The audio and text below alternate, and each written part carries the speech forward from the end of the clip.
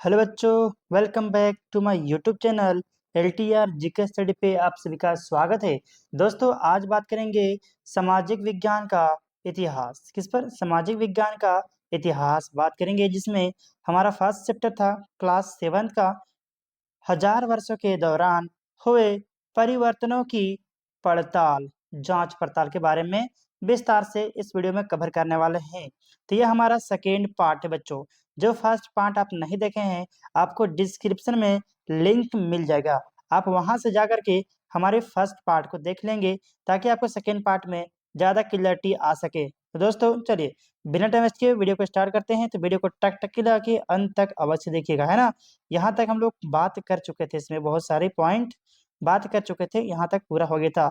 आज बात करना हम लोग का है इतिहास के स्रोत। क्या बात करेंगे दोस्तों? इतिहास के स्रोत। इस पर आज हम लोग का बात होने वाला है, विचार करने वाले हैं। बात करते हैं इतिहास के स्रोत के बारे में। इतिहास के स्रोत क्या क्या है, इनके बारे में बात करेंगे। तो बात करते हैं इतिहास किस युग का अध्ययन करता है और उनकी खोज की प्रकृति क्या है, इसके बारे में देखेंगे और जानेंगे, है ना बच्चों। बात करते हैं इसे देखते हुए वे अलग अलग तरह के स्रोत सहारा लेते हैं। बहुत सारे स्रोत हैं जिनका सहारा लेते हैं। बात करते हैं इतिहास इस काल के बारे में सूचना इकट्ठा करने के लिए अभी भी सिक्कों अभी भी सिक्कों, अभिलेखों, स्थापत्य यानी कि भवन निर्माण कला तथा लिखित सामग्री पर निर्भर है। इन सब को देखकर इतिहास लिखा जाता है। किस पर? तो सिक्के देखकर, अभिलेखों के द्वारा, स्थापत्य के यानी कि भवन निर्माण कला के द्वारा, डिजाइन जो देखते हैं ना भवन निर्माण में, उसके द्वारा पता चलता है ये किस काल का है। लिखित सामग्रियों के द्वारा, ठीक है, कहीं पे लिखा हुआ है उसके निर्भर करके वो पता कर पाते हैं, है ना दोस्तों। थोड़ा डिटेल्स में भी बात करेंगे हम लोग, ठीक है। देखिए, प्रैक्टिकली आगे देखते रहिएगा ताकि आपको पूरी तरह क्लियरिटी आ सके। बात करते हैं इस युग में, कब? इस युग में प्रमाणिक लिखित सामग्री की संख्या और विविधता आश्चर्यजनक रूप से बढ़ गई है। बात करें इस समय के दौरान कागज क्रमशः सस्ता हो गया।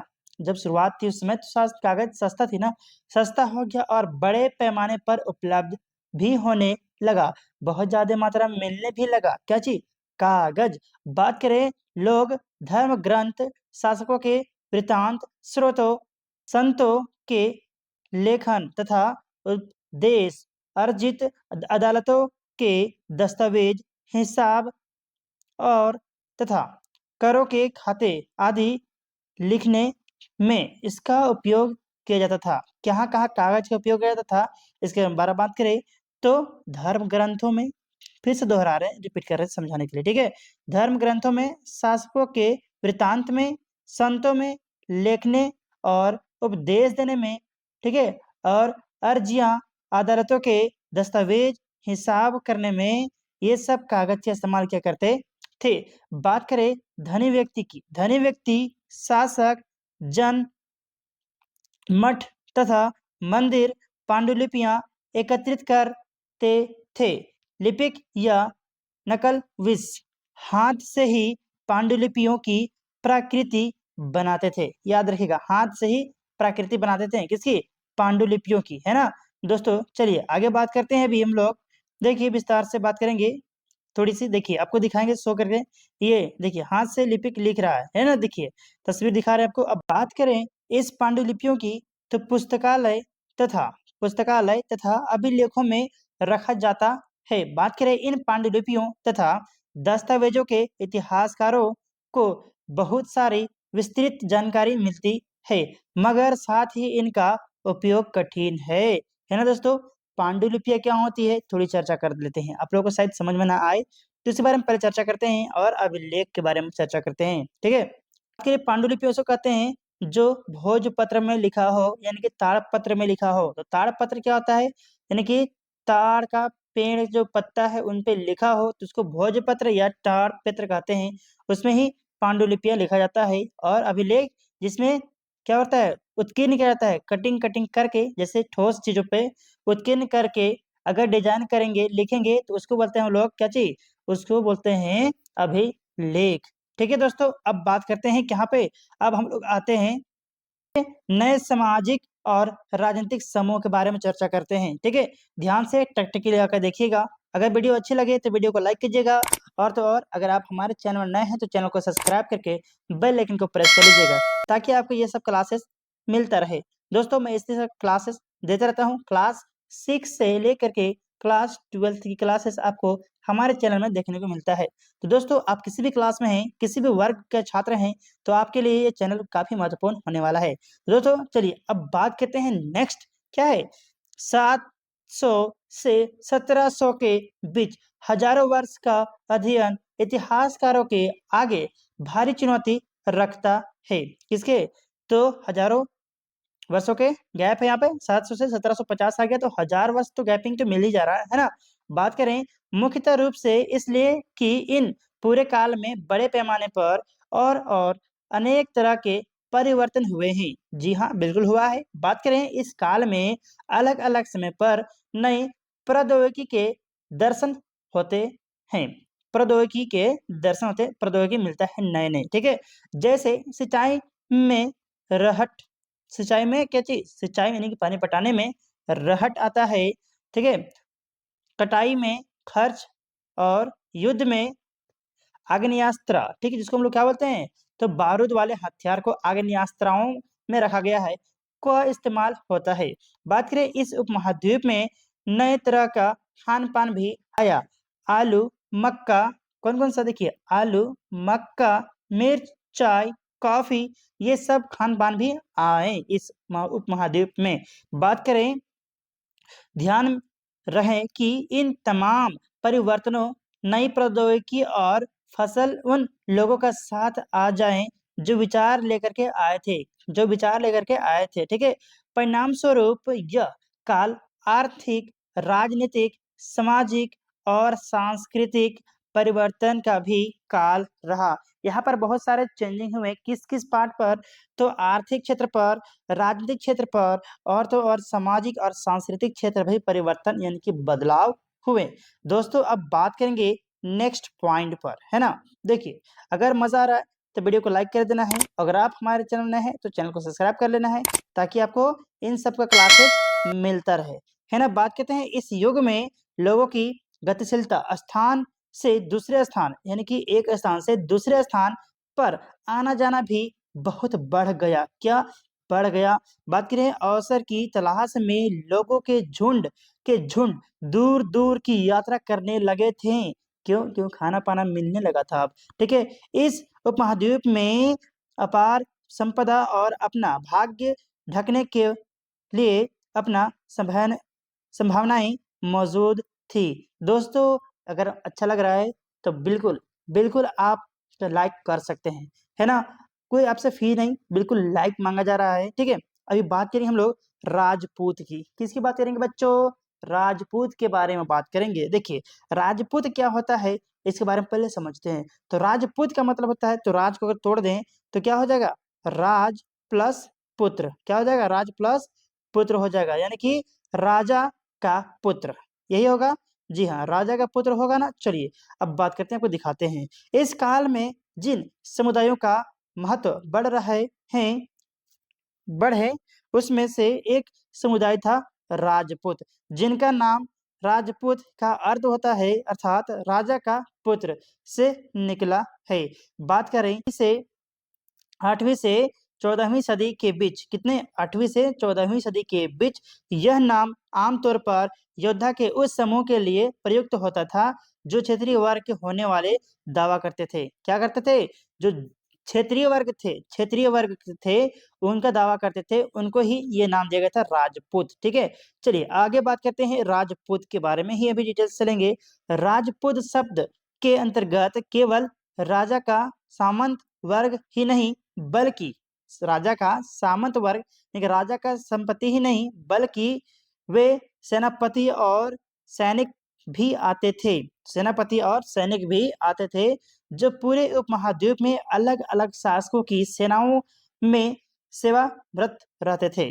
बात करें चारण कवि और चारण, राजपूतों के चार राजपूतों के आचार सहित प्रबंध पराक्रम और स्वामी भक्ति का गुणगान करते थे। बात करें इस युग में राजनीतिक दृष्टि से महत्व हासिल करने के अवसरों का लाभ मराठा किसकी बात करेंगे? मराठा, सिख, जट, अहोम तथा कास्त मुख्यतः लिपिकों के मुंशियों लिपिकों के मुंशियों का कार्य अपने जाति आदि समूहों ने भी उठाया।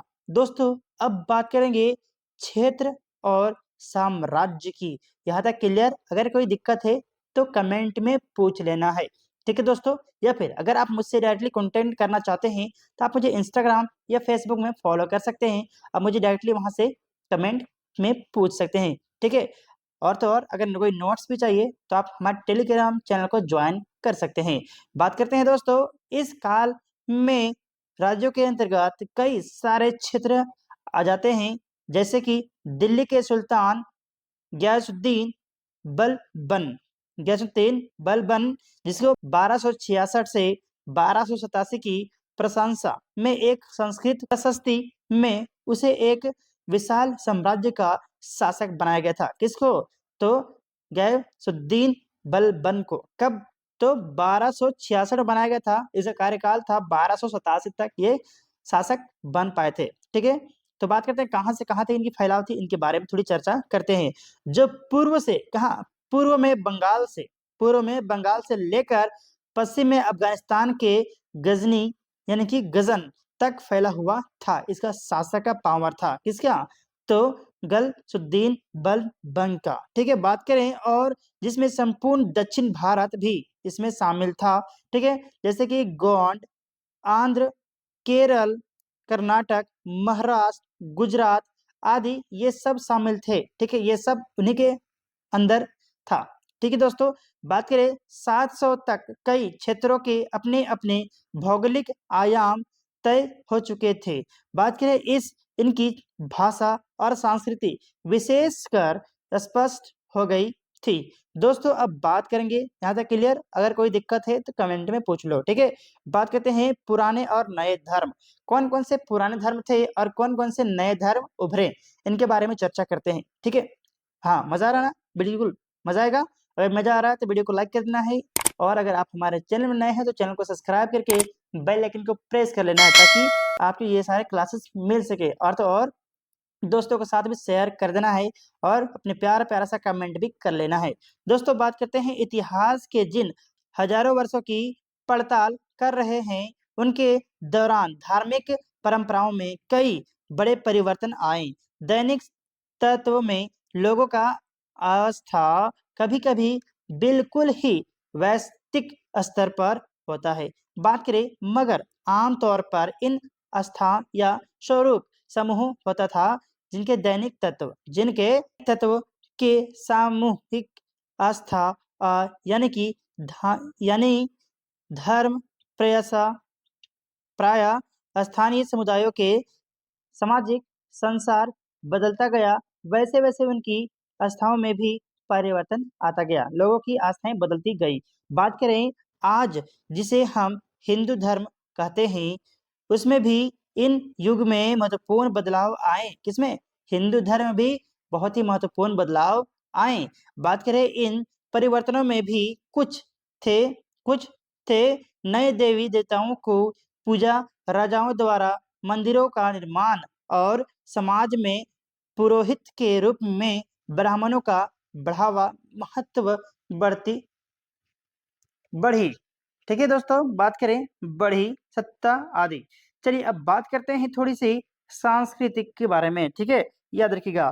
तो बात करते हैं संस्कृत ग्रंथों के ज्ञान के कारण समाज में ब्राह्मणों का बड़ा आदर होता था। किसके कारण? तो समाज में जो है ब्राह्मणों को किस लिए आदर किया जाता था?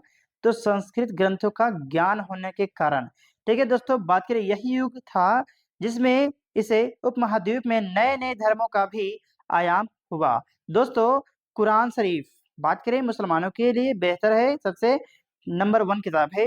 कुरान शरीफ का संदेह भारत में 7वीं सदी में व्यापारियों और अप्रवासियों के जरिए पहुंचा, ठीक है। मुसलमान कुरान शरीफ को अपना धर्म ग्रंथ मानते हैं। याद रखिएगा, कौन?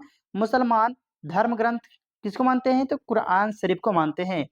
केवल एक ईश्वर अल्लाह की सत्ता को स्वीकार करते हैं, उसके अलावा किसी को नहीं मानते, सिर्फ केवल अल्लाह को ही मानते हैं मुस्लिम धर्म। बात करें इस्लाम विद्यमान धर्म शास्त्रियों और न्याय शास्त्रियों उलेमा को संरक्षण देते हैं। बात करें इस्लाम के अनुयायी, इस्लाम के मानने वाले, ठीक है, अनुयायी मतलब होता है बेटा मानने वाले। इस्लाम के मानने वाले में कुछ शिया थे जो पैगंबर साहब तथा कुछ सुन्नी थे जो पैगंबर साहब के दामन अली को मुसलमान का विधि समता नेता मानते थे। यानी कि मुसलमान में भी दो भाग, वो कौन कौन से हैं? एक है शिया, एक है सुन्नी। ठीक है दोस्तों, अब चलिए आगे बात करेंगे थोड़ी।